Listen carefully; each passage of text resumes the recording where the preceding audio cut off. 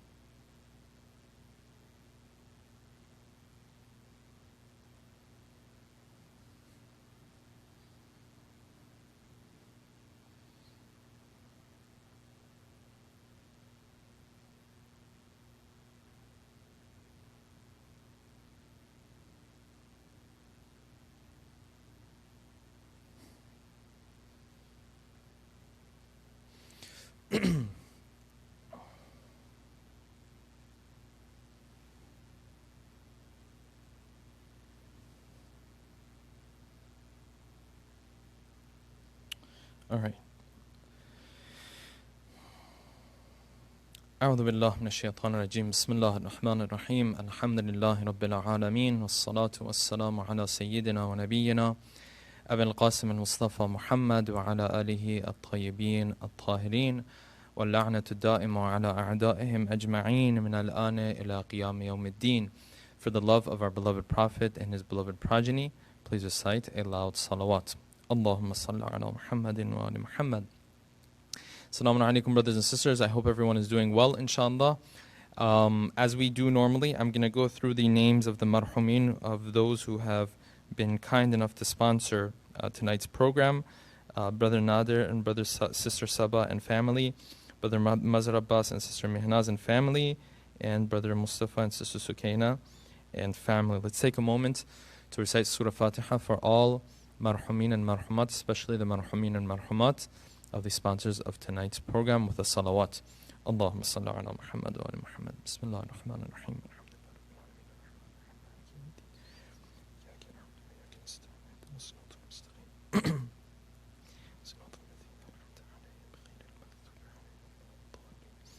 Okay, so normally like we do, inshallah, I'm going to start by reciting the dua of today, which is a short dua, and then from that, inshallah, we'll go into the topic of the story of Yusuf alayhi salam. Today's dua starts out like this. Bismillah ar-Rahman ar-Rahim. Allahumma la tukhzilni fihi lita'arrudi ma'asiyatik. O Allah, do not humiliate me on this day by exposing me to your sin or by making me expose myself to your sin.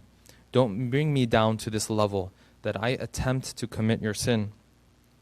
وَلَا تَضْرِبْنِي بِسِيَاتِ نِقَمَتِكَ.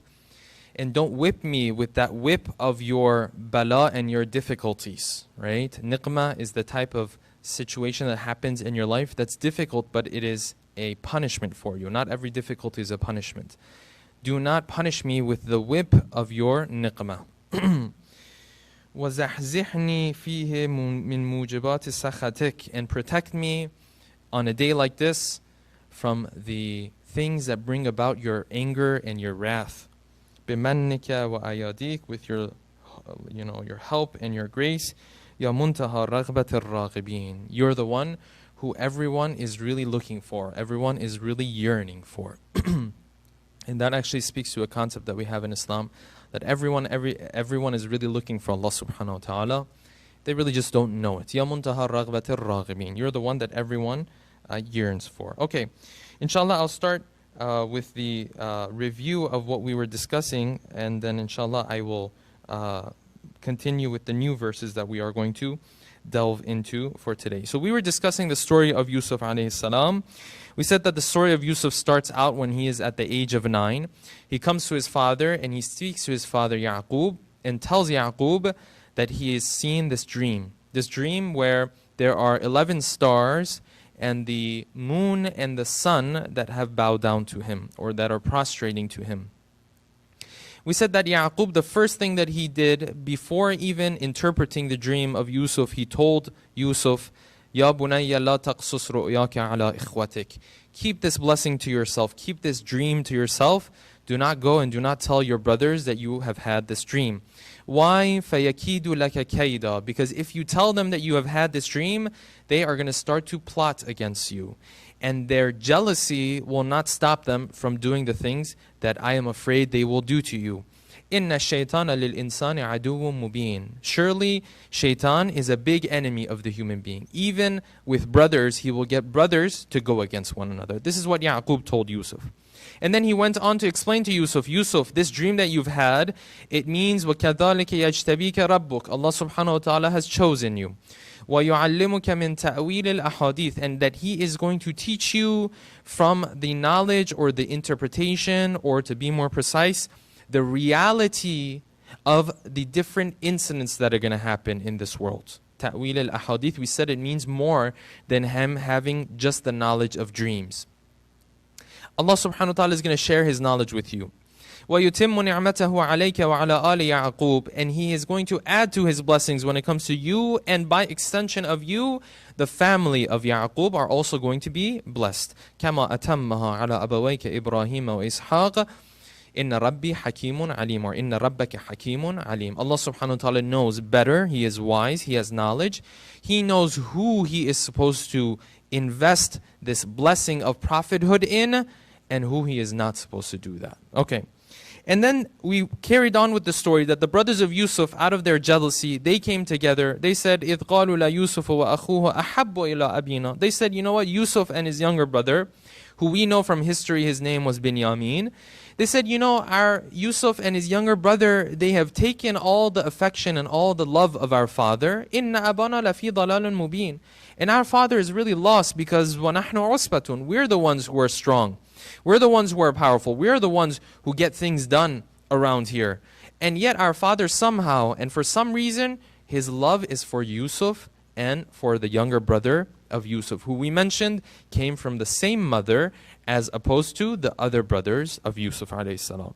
So they had two suggestions. اُقْتُلُوا يُوسُفَ أَوْ اطْرَحُوهُ أَرْضًا. Either kill Yusuf or have him sent into the middle of some deserts, which essentially would have meant that Yusuf would also die even in that situation, right? Because back in the day, if you ended up in the middle of the desert, it was not the case that you would be able to come across anybody, right? You would end up in the middle of the desert, you would be thirsty in a couple of days, and after a couple of days, you would have died. So both suggestions of them would have essentially led to Yusuf dying. Either they kill him or they put him in the middle of a desert, and while he's there, he's thirsty and he's hungry, and he dies over there. Okay. And then they said, if we're able to do this, يَخْلُ لَكُمْ وَجْهُ أَبِيكُمْ, then your father's attention and affection will be focused only and only on you. Then your father will only be paying attention to you. قَالَ قَائِلٌ مِّنْهُمْ. One of these brothers, however, he came up with a different idea. And it seems as though this brother of Yusuf, he was a little bit more, his conscience was still working and still going for him. He said, well, wait a second. إِن كُنْتُمْ فَاعِلِينَ. If you're going to do anything, instead of killing Yusuf either directly or indirectly, why don't you go ahead and do this? Why don't you throw him into one of these wells? And we'll choose a well that is, as the Quran refers to it, as al-jub, the type of well that doesn't have rocks around it, in terms of it being a type of well that people won't come across very often. It'll be a type of well that is in the outskirts of the city. Every now and then people will pass by it. And once you put him there, يَلْتَقِتْهُ بَعْدُ السَّيَّارَةِ. Some of these caravans that are coming, they'll be passing by, they'll pick up Yusuf and they'll walk away with Yusuf. And still the purpose that you had in mind, in order for Yusuf to not be around anymore, and in order for Yaqub to only be focusing on you guys, that purpose will be fulfilled at this point. because Yusuf won't be around anymore. This is where we ended up. And we said that in this one move, in this one change of suggestion that this one brother of Yusuf made, and we don't know which brother it was, in this one move that he made, there were three results that came out of it. First of all, he saved the life of Yusuf alayhi salam. He saved the life of a prophet just because of this one change. Number two is that he saved and took away the mourning of Yaqub alayhi salam, because if Yaqub was not able to see his son, imagine what would have happened to him. We know that he did go blind. But with this one move, this son of Yaqub, even though he took part in the sin himself, because later on in the verses it says, فَلَمَّا ذَهَبُوا بِهِ وَأَجْمَعُوا, when they took him and they all agreed that they would throw him into the well. So even this brother, he was also on board when it came to getting rid of Yusuf in this way. But because he changed their suggestion from killing Yusuf to just getting rid of him, he also took away the mourning of Yaqub. That's number two. Number three, essentially the lives of thousands of people who were going to live in Egypt and who were not going to know about that drought that was going to come their way. Their lives was also saved, because if Yusuf were to be killed on a day like this, what would happen? There would be nobody there to interpret the dream of the king of Egypt, and therefore to foresee the drought that was coming their way. And what we took away from this is that when we are dealing with haram, if God forbid there is a time where we are committing haram, to try to hold back as much as possible, to try to go at least for the least severe possibility, not go with the worst case scenario. This is what we took away, which is a very important lesson from the story of Yusuf alayhi salam. Okay, having reached this point, now I'm going to move on. I'm just going to check to see if we have any questions. Yes, we do have. I remember yesterday we did have a question from one of the sisters. If the sister can post the question again, because it wasn't very clear yesterday, inshallah I can go through it again. What we do have, moving on from this point of the story, is the conversation that the brothers of Yusuf are now going to have with their father. They're going to come to Yaqub and somehow try to explain to Yaqub that Yusuf has to come with them. So they came to Yaqub alayhi salam. Verse 11, قالوا يا أبانا, they said, our father, ما لك لا تأمنا على يوسف وإنا له لناصحون. They said, why is it that you don't trust us with Yusuf? Now, bear in mind that this was a plan that the brothers of Yusuf had. Even in the way they approached Yaqub, they had a plan in mind. How are we going to speak to Yaqub?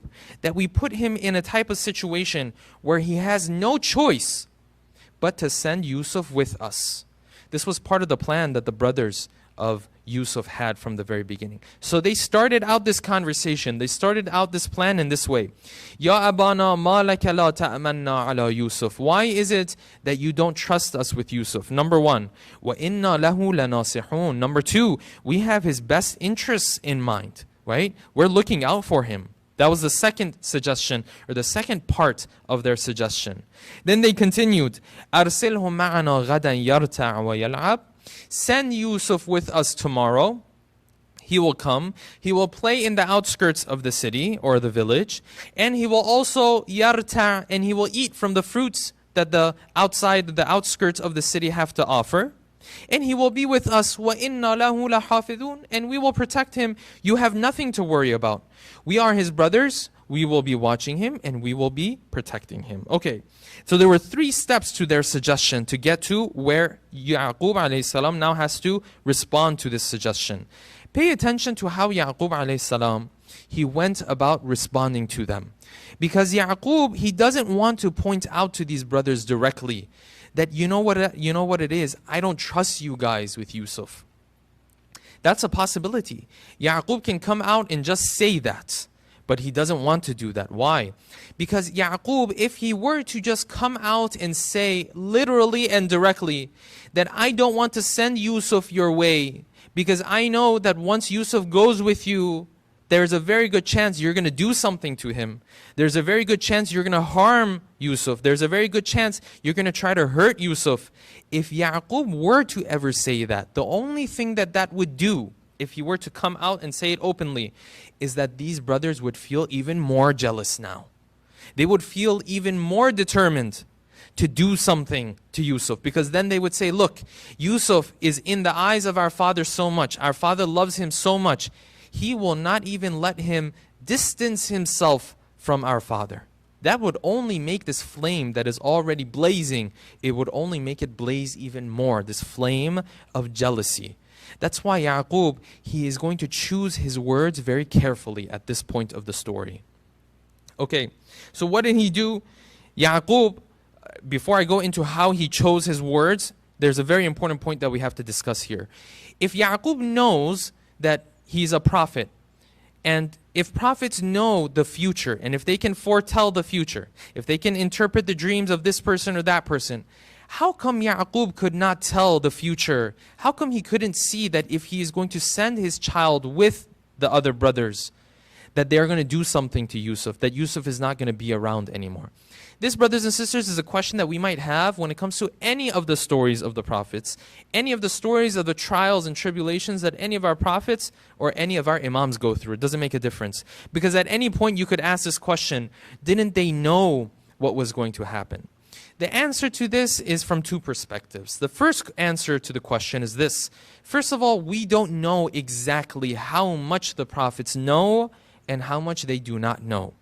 Okay?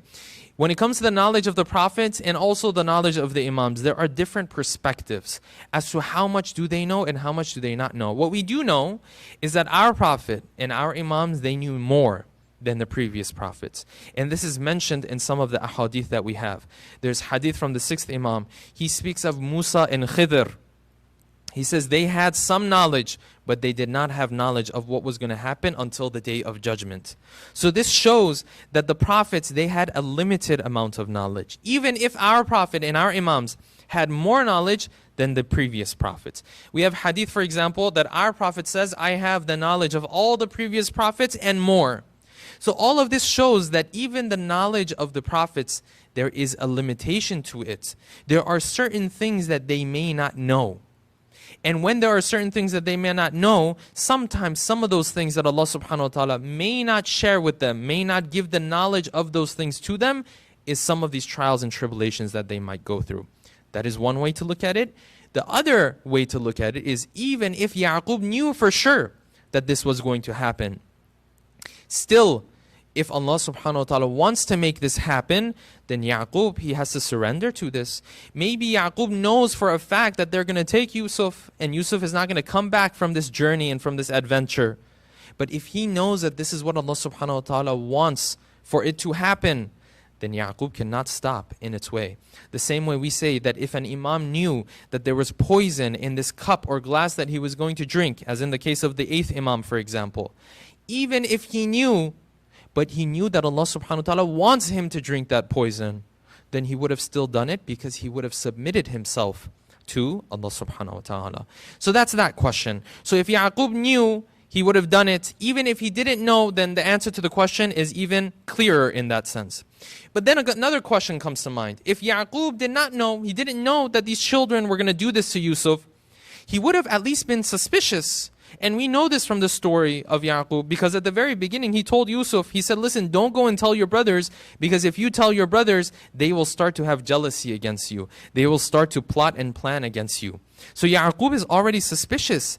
If he is so suspicious, why again is Yaqub sending his child to go with the brothers of Yusuf? There are 2 points to keep in mind here. First of all, like I said, if Yaqub were to not send his child, this would only add to the jealousy of the brothers, first of all. Second of all, Yaqub knows that Yusuf has to be able to live his life. At the end of the day, Yaqub cannot keep his son with him 24/7. It's not like he can keep his son with him all day, all the time. No. He knows that as wonderful as Yusuf is, as dear as Yusuf is to his heart, he still has to send Yusuf away from him at times. And in this, there is another lesson, brothers and sisters, for our parents, right? Sometimes you might see parents, they can't let go of their children. They expect their children to have the same relationship with them that they had when they were 15. Now the child is 20, 25, sometimes married. They still expect the same relationship. No, here Yaqub has a child, in the case of Yusuf, who is so beautiful, so attractive, so wonderful, so pure. And still Ya'qub understands that there has to be times where he lets Yusuf walk away from him, that he lets Yusuf be distant away from him, even if this bothers him, as he will say in the next verse. This is a lesson in it, brothers and sisters. Sometimes you'll see parents, mothers, fathers, they will hover over their children. They will not give any independence to their children. And then once this child does have a chance to have any independence at all, then all of a sudden he will go crazy with that independence. He will go mad with that independence. And we have examples of this, unfortunately. I will share the story with you. I remember I was in a different city. We were doing this competition. It was a drawing competition. And it was a competition for younger youth. I wouldn't even call them youth. They were children, very, very young children. And these young children, maybe 6 years of age, 7, 8, 9, maybe up to 10. The idea was for them to draw something that had to do with the month of Ramadan. It had to do with a theme that comes up in the month of Ramadan. So someone might have been drawing someone who's fasting, maybe the moon, maybe their iftar, the food that they were having, and things of that nature. And there was a prize that we would give to the kids at the end of this drawing period that they had. It was interesting, I was observing that whenever we started this competition, because there was a competitive sense to it, you would have to be there and just watch, brothers and sisters, to see how some of these parents, the moment they see their child making the smallest mistake, they would literally come, take the pencil or the crayon, whatever the kids were using to draw. They would take it from their hands. They would start drawing for them. A competition that's for 6-year-olds and 7-year-olds and 10-year-olds, a 40-year-old adult, and I'd observed this with mothers and fathers, they would take this competition so seriously that they would take the drawing pencil from the child, they would start drawing themselves. And I had to go to them on a number of occasions and I had to tell them, listen, this is a competition for the kids. You're not a child. Of course, I didn't say it that way, but this is a competition for the kids. And then these parents, they will intervene in the life of the child so much that first of all, slowly over time, the child will start to lose some respect for the parent, because sometimes you've been around some parents who, at the drop of a pin, they will say something. A father, a mother, what they say carries weight and value. It's not supposed to be such that every single second I tell my child to do something or not to do something. No, what I say carries weight and value for my child. So I'm going to try to keep it for those times that are necessary. If I see something necessary, then I have to intervene and I have to tell him, right? And obviously, as the child grows up, as he matures, it is going to become the periods of time, the gaps that it takes for me to say something are going to become more and more, because he is maturing now and he is developing now more and more. You see, Ya'qub alayhi salam, even though he's suspicious when it comes to his children, he knows Yusuf cannot live a life where 24/7 he's stuck to his father. He knows that his child also has to go out and play. He knows his child has to go out and enjoy his life as well. So when the brothers of Ya'qub or the brothers of Yusuf come, even though Ya'qub is suspicious of them, but what other choice does Ya'qub have? Is he going to keep Yusuf to himself for the rest of his life? No, he knows that Yusuf has to be able to live a normal life. This might be the reason why Ya'qub let Yusuf go away with his brothers. Recite a salawat, please. Allahumma salli ala Muhammad wa ala Muhammad. Okay, having said that, even though Ya'qub knows that he has to send Yusuf, now take a look at how closely Ya'qub is going to be careful in terms of choosing the words with which he responds to the request of the brothers. He could have come out directly and said, listen, I don't trust you guys with Yusuf. I don't trust you guys with my own life, for example. He could have come out and said something like that. But a prophet of Allah subhanahu wa ta'ala does not speak in that manner. Ya'qub alayhi salam is going to choose his words very carefully. Take a look at what he said. Did he ever speak of the fact that he does not trust the brothers of Yusuf? He didn't ever do that. What did Ya'qub say instead? قَالَ إِنِّي لَيَحْزُنُنِي أَن تَذْهَبُوا بِهِ. He said, you know what it is? It bothers me and it makes me sad when Yusuf isn't around. Look at how strategic Ya'qub is dealing with his other children, with the brothers of Yusuf. He said, it bothers me when you guys take Yusuf and Yusuf is not around. Number one, that's the first reason. Second reason, وَأَخَافُ أَن يَأْكُلَهُ الذِّئْبُ. And I'm afraid that if you guys are not around and you're not paying attention, that a wolf might come and attack Yusuf. See, Yaqub alayhi salam is a prophet. When he speaks and when he opens his mouth, he doesn't speak in a way to then take the animosity that others have and to increase it and to make it even more. And in this, there's a lesson for us, brothers and sisters. When we speak, we don't do that. When we speak, we just let everything come out of our mouth. And sometimes people will boast about this as well. Sometimes people will come to me, they'll say, Shaykh, I'm the type of person, I have no filter. If I'm thinking something, I'll let you know. And those type of people scare me the most. Because when you have no filter, sometimes the things that you say, even if they are true, as in this case with Yaqub, sometimes they will create even more problems. This is not how our Ahlul Bayt were. The Imams of ours, our Prophet, when they spoke, they chose their words very carefully, especially when they were dealing with someone who they were afraid or suspicious that if they were to speak their truth fully, that this person's animosity would then increase.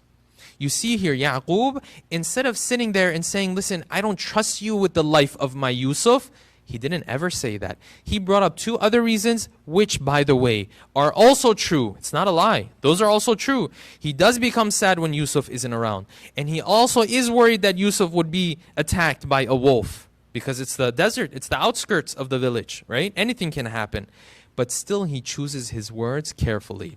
You will also find this in the seerah of our Imams, that when our Imams were dealing with the Khulafa of Bani al-Abbas in particular, because it was such that Bani al-Abbas had authority over them, they had power, a lot of times they would bring them so close to themselves that the Imam was living right nearby the house or the palace or the castle, for example, of the Khalifa. And at times the Khalifa would call them and make these requests at the Imam. You would see that the Imam in those situations, when he's standing in the courtyard of the Khalifa, he would choose his words very carefully. Why? Because he's afraid of a Khalifa? No, it's not because he's afraid of a Khalifa. Because he is strategic. Because he is aware that this Khalifa, sometimes he is intoxicated, as we have in some of the stories and some of the ahadith. He knows that if he is going to speak directly and frankly, and he's going to say everything that comes to his mind about this Khalifa, he knows that this Khalifa might then order, for example, for him to be killed. And if he were to be killed, where is Islam going to be at that point? Where is the Shia school of thought going to be at that point? Who are the Shia going to turn towards at that point? So they used to choose their words very carefully. In one of these ahadith we have that the Imam, he was summoned by Mutawakkil, la'natullahi alayh.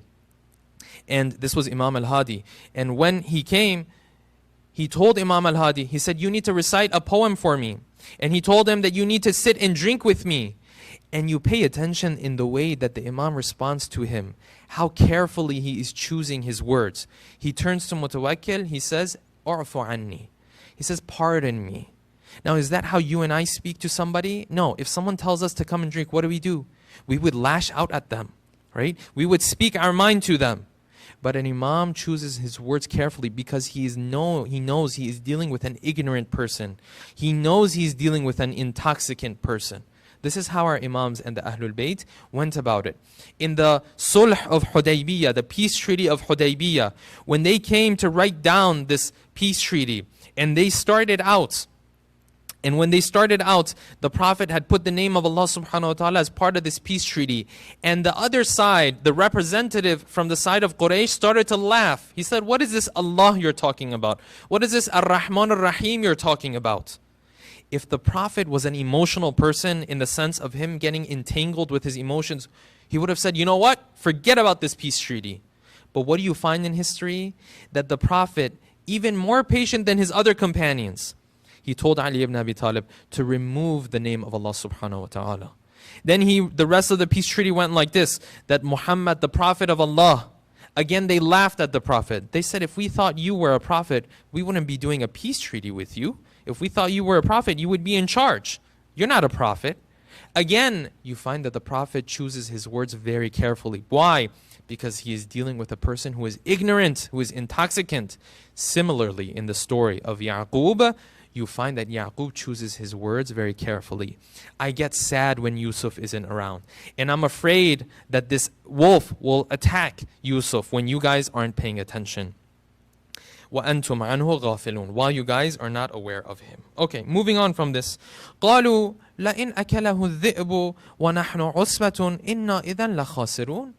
They didn't want to address the elephant in the room. They wanted to act as if Yaqub does trust them. It's interesting. They knew that Yaqub doesn't trust them. And Yaqub knows that he doesn't trust them. But Yaqub doesn't speak of it to take their jealousy and increase it. And they also don't want to address it because then they wouldn't have any argument to take Yusuf with them. So as much as they know their father is really worried about them, what do? They say, قَالُوا لَإِنْ أَكَلَهُ الذِّئْبُ. We swear by Allah, if a wolf were to come and attack Yusuf, وَنَحْنُ عُصْبَةٌ, and we're strong and we're just standing there, إِنَّا إِذًا لَخَاسِرُونَ, then what good are we? What benefit are we to have for your family if we cannot protect your brother? They put Yaqub in a situation where Yaqub essentially had no choice but to send Yusuf with them. Okay, Yusuf goes with them. فَلَمَّا ذَهَبُوا بِهِ وَأَجْمَعُوا أَن يَجْعَلُوهُ فِي غَيَابَةِ الْجُبِّ. When they took Yusuf, وَأَجْمَعُوا, and they all came to the conclusion that what we are going to do is we're going to place Yusuf inside of this well. Now it's interesting that the verse says, أَن يَجْعَلُوهُ. They didn't throw Yusuf inside of the well. They put him inside of the well, maybe with a rope or something of that nature. Okay, when they were going to put Yusuf inside of this well, the hadith tells us that when they left from where Yaqub was, as far as Yaqub could see them, they were being kind to Yusuf. They were being nice to Yusuf. The moment they left the eyesight of Yaqub, and Yaqub couldn't see them anymore, what did they do? They started to beat Yusuf, and they started to hurt Yusuf. And the hadith says that Yusuf was stuck. Out of these 11 brothers or 10 brothers that he had with him, he had no choice. He would run to one of them, and that one would not protect him. He would run to another one. That one wouldn't protect him. He would run to another. He was stuck between the 10 of these different brothers. And then the hadith says this, that as he was running around and he knew that there's no more hope for him, and that the brothers, the people who are the closest individuals to Yusuf, he knew that they were going to do something horrible to him and that they were going to get rid of him. The hadith says that then Yusuf started to smile. One of these brothers turned to Yusuf. He said, Yusuf, you're smiling. We were beating you up until now. You're bleeding, and you know you're going to end up in the well. Why is it that you're smiling? He said, you know what? When I was growing up, I saw you guys around me. I saw these brothers around me. And the one thing that came to my mind was that with brothers as strong and as capable as you, I will never need anyone's protection anymore in my life. As long as I have you guys around me, I have nothing to worry about. But today Allah subhanahu wa ta'ala taught me a lesson that even the strongest brothers that I have around me, I cannot rely on them either. I can only rely on Himself.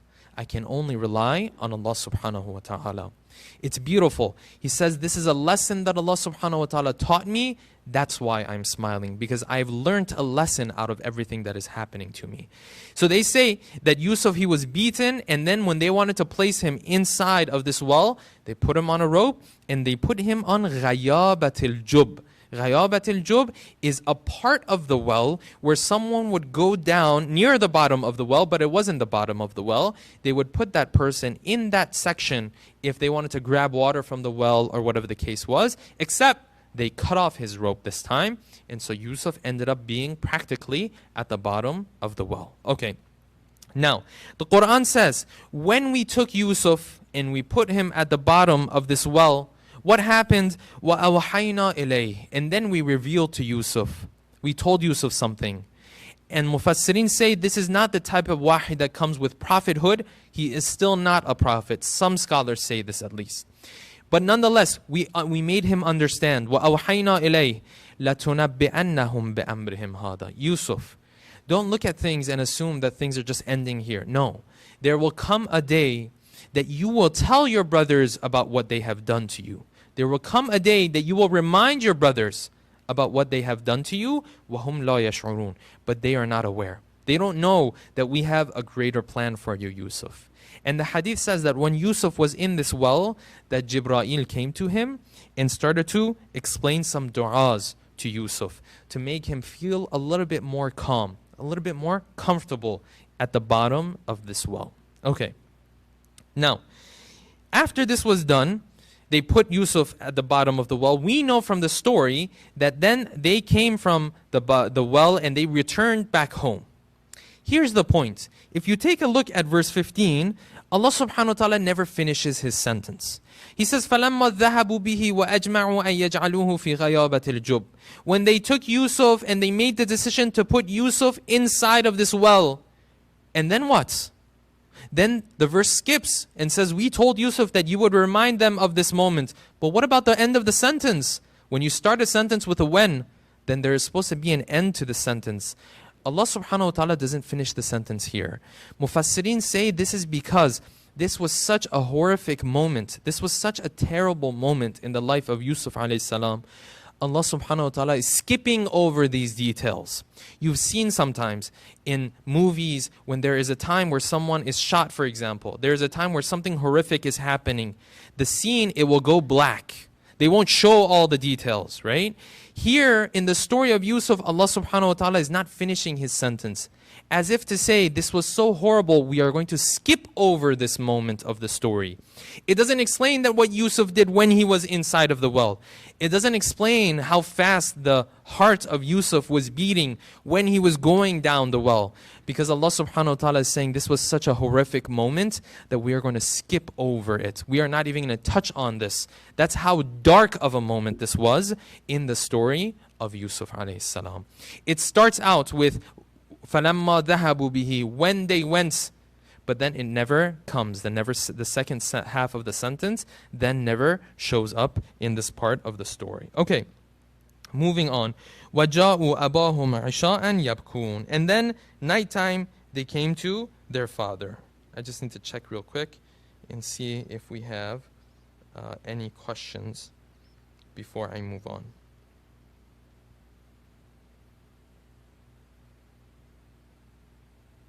Okay, Assalamu alaikum to everybody who has joined us so far. I don't see any questions, so inshallah I'll continue, and if there are any questions, I'll come back. وَجَاءُوا أَبَاهُمْ عِشَاءً يَبْكُونَ. What did the brothers of Yusuf do then? They came to their father during nighttime. And they told Yaqub that yes, we were out there, and this happened to Yusuf. We'll start here. Verse 16 says they were crying. What does this mean? This doesn't mean they were faking. This means they were actually crying. The motive of their crying, of course, was to trick Yaqub alayhi salam. But they were so good at it that when the Quran is narrating what they were doing, it doesn't say they were sad. It doesn't say they were acting like they were crying. No, it says they were literally crying. Right? وَجَاءُوا أَبَاهُمْ عِشَاءً يَبْكُونَ. They came back to their father evening time and they were crying. What does this mean? This means that they really knew how to use these crocodile tears. Now, did it work for Yaqub? We'll have to see in just a couple of minutes. But at least they were very good at lying, unfortunately.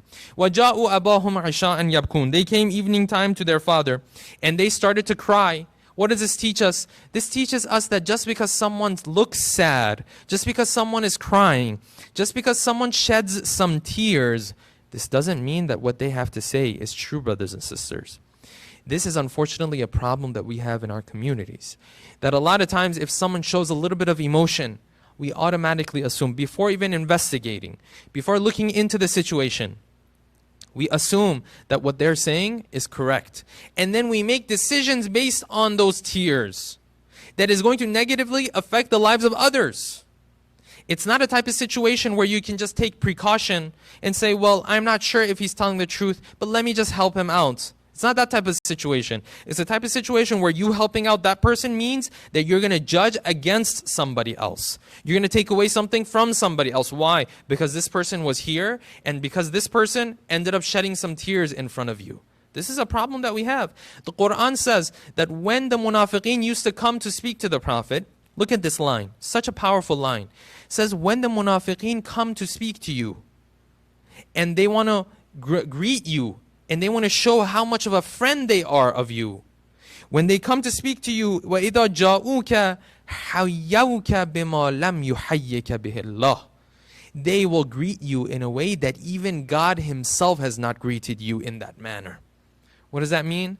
That means that they will speak to you in such a sweet manner that you will feel like this person loves you more than, na'udhu billah, God himself. And yet they are munafiq, and what they're telling you is trying to get you to trick you. This is something to keep in mind. The brothers of Yusuf did a very good job, and they had another tool up their sleeves too that we will talk about in the next verse. Not only were they crying, when they came to Yusuf and when they came to Yaqub and they told Yaqub what had happened, they also added this one phrase at the end of the next verse that we will go through inshallah, to make it such that Yaqub would believe every word that they were saying. Okay. وَجَاءُوا أَبَاهُمْ عِشَاءً يَبْكُونَ. They came evening time to their father, and while they were crying, قَالُوا يَا أَبَانَا. They said, Father, إِنَّا ذَهَبْنَا نَسْتَبِقْ. We went because we wanted to race with one another. وَتَرَكْنَا يُوسُفَ عِنْدَ مَتَاعِنَا.